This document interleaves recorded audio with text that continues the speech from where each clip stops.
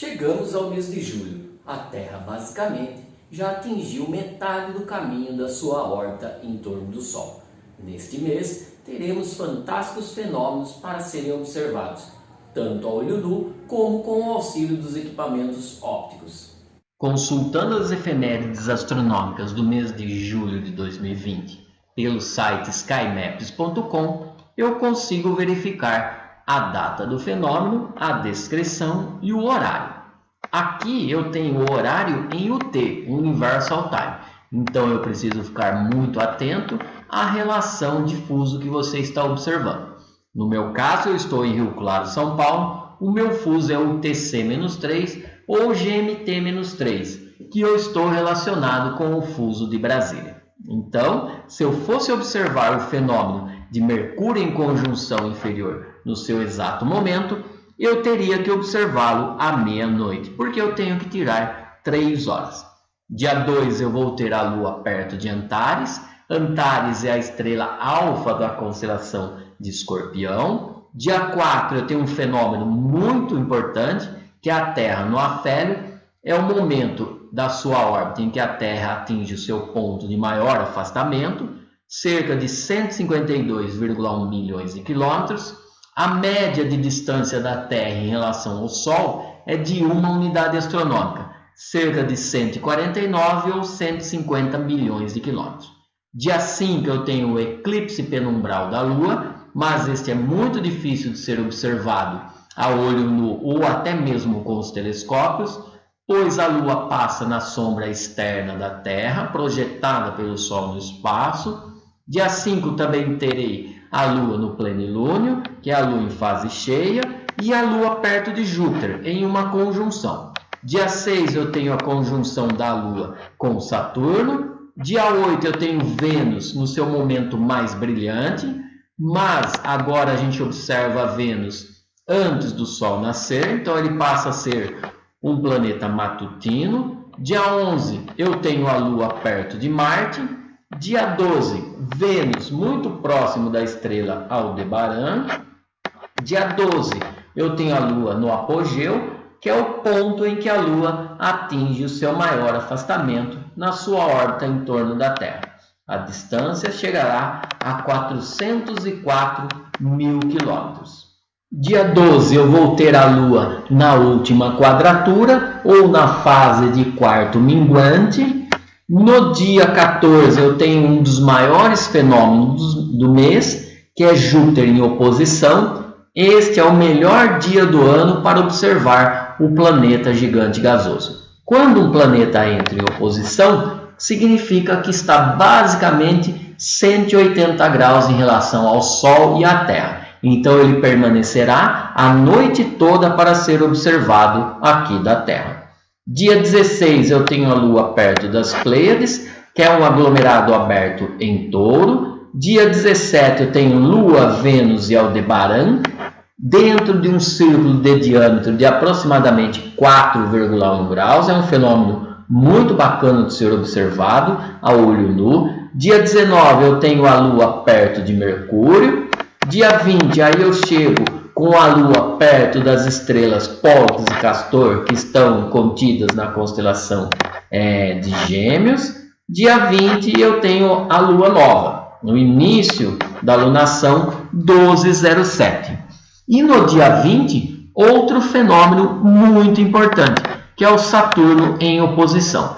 Então, este mês nós temos Júpiter no dia 14 de julho em oposição, e no dia 20 o outro gigante gasoso, mas só que o Saturno em oposição. Este é o momento de melhor noite para observar o planeta do Rei dos Anéis. Então, quando esses planetas Júpiter, Saturno e até mesmo Marte entram em oposição, é o melhor dia do ano para observar. No caso, a gente observa ele durante a noite toda, certo?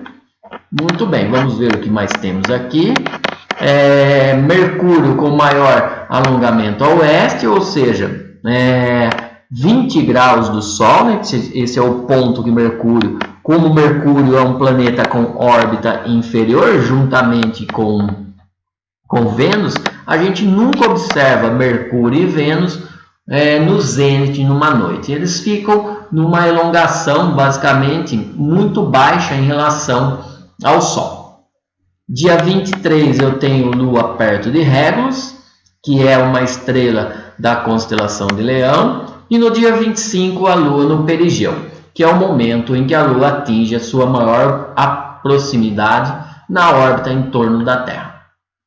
No dia 26 eu vou ter a Lua perto de Spica de Virgem, que é aquela estrela que fica acima da frase ordem e progresso na bandeira brasileira. E dia 27, Lua do primeiro trimestre, que é basicamente a Lua no quarto crescente. Aí, para encerrar os fenômenos descritos pelo skymaps.com, eu tenho dia 30, a Lua perto de Antares.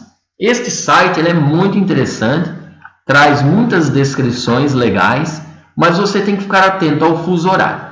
Então, os maiores fenômenos do mês são a Terra no afélio, o eclipse penumbral da Lua. Eu posso destacar também Júpiter e Saturno em oposição e o momento de maior brilho do planeta Vênus, que é um planeta que atinge uma magnitude de aproximadamente menos 4,5. Fica como se fosse um holofote no céu, né? Muito brilhante e muito interessante de ser observado. Agora, usando o software Stellarium, vamos simular alguns dos fenômenos mais importantes do mês de julho, que são as oposições de Júpiter e de Saturno. Vamos colocar aqui a tecla da data e da hora e vamos avançar até o dia 14 de julho. No dia 14 de julho, como o planeta Júpiter está em oposição, ele nasce por volta das 18 horas, permanecendo a noite toda para o observador local. Quando um planeta está em oposição, vou clicar nele aqui para a gente observar alguns detalhes. Eu vou ter basicamente a área iluminada do planeta voltado para a Terra, 100%, e a elongação basicamente de 180 graus. Que significa que a Terra, Júpiter e o Sol estão quase que alinhados em uma reta de 180 graus. No momento em que o planeta está na noite de melhor observação do ano, que é a oposição, no caso Júpiter, ele está com uma magnitude muito boa para ser observado, que é de menos 2,7. Isso significa que o planeta estará muito brilhante.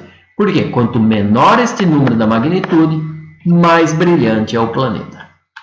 Agora eu vou acrescentar a linha do meridiano para fazer um avanço, né? Aqui eu acrescentei a linha do meridiano, que é a linha norte-sul, né? A junção da linha norte-sul na abóbada celeste, eu chamo de linha meridiana. Agora eu vou avançar, fazer com que o planeta Júpiter, na noite da oposição, ele nasceu por volta das 18 horas, ele vai ter a sua passagem meridiana, olha lá, passagem meridiana de Júpiter, que é o momento em que ele passa pelo meridiano, que ele atinge basicamente o azimute de 0 ou 359 graus. Vou demonstrar aqui para vocês, voltando um pouquinho.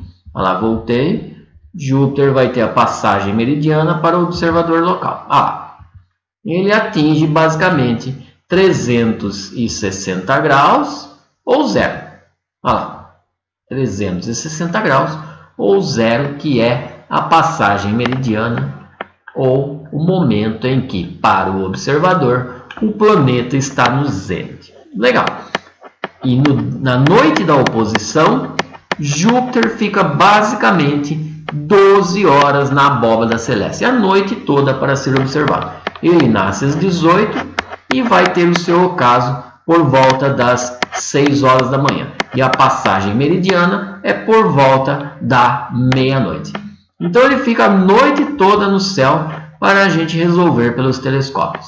Então este é o melhor momento para se observar o gigante gasoso Júpiter. Todo ano Júpiter entra em oposição, assim como Saturno. Mas o planeta Marte, ano sim, ano não, ele entra em oposição. Legal. Então agora vamos avançar para o dia 20. Olha lá, dia 20.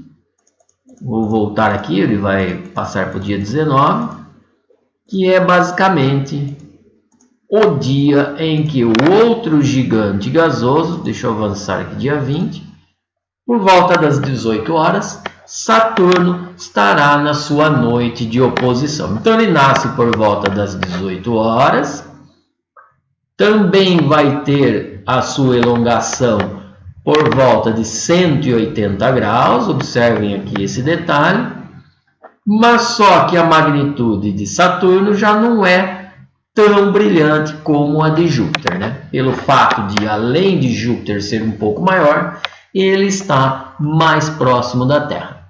E a magnitude de Saturno, nesta noite da oposição, vai chegar a basicamente quase zero, ou 0,1, que é um astro brilhante para a noite. Então vamos verificar também que Saturno nasce por volta das 18 horas. Ele também vai ter a sua passagem meridiana por volta da meia-noite para o observador local, que no caso estou simulando daqui de Rio Claro, São Paulo, que é latitude menos 22 e longitude menos 47. Eu estou numa região intertropical, entre o Equador terrestre e o Trópico de Capricórnio, e o ocaso de Saturno também vai ser por volta das 6 horas da manhã. Então esse detalhe do astro Marte, Júpiter, Saturno, quando ele entra em oposição, você vai ter sempre ele nascendo por volta das 18 horas e tendo o seu ocaso por volta das 6 horas da manhã. Além do afélio da Terra, da oposição de Júpiter e Saturno, também teremos a passagem da ISS neste mês de julho. Todo mês a Estação Espacial Internacional passa sobre o Brasil e a cada dia você tem que verificar se a Estação Espacial passará para o seu local de observação. No meu caso, eu estou simulando de Rio Claro e a melhor passagem do mês para Rio Claro será no dia 11 de julho, em que a estação espacial atingirá a magnitude de menos 3,1, uma magnitude muito brilhante. Esta passagem é a melhor do mês. Como vocês podem ver, a ISS nasce às 18h46 e terá a sua passagem até às 18h55. O momento em que ela atinge a sua maior altura nesta data será às 18h50, com 57 graus. Então, neste dia, a ISS surgirá no azimuth 225 SO e terá a sua máxima altitude às 18h50. Como vocês podem verificar, desde o nascimento até o desaparecimento na sombra da Terra, vão decorrer cerca de 10 minutos. Então, este é um ótimo momento para você filmar ou fotografar a passagem da ISS. Lembrando que o site Heavens Above, você pode verificar, além da passagem da ISS, a passagem do Hubble e dos satélites Starlink. Então, este mês de julho, temos fantásticos fenômenos para serem observados. A maioria deles nós podemos observar à vista desarmada, sem o auxílio de equipamentos ópticos. Então, a dica que eu dou é pesquisar as efemérides, o site Heavens Above, o Stellarium e o Sky Maps. Assim você vai ter uma gama muito grande de fenômenos para poder observar.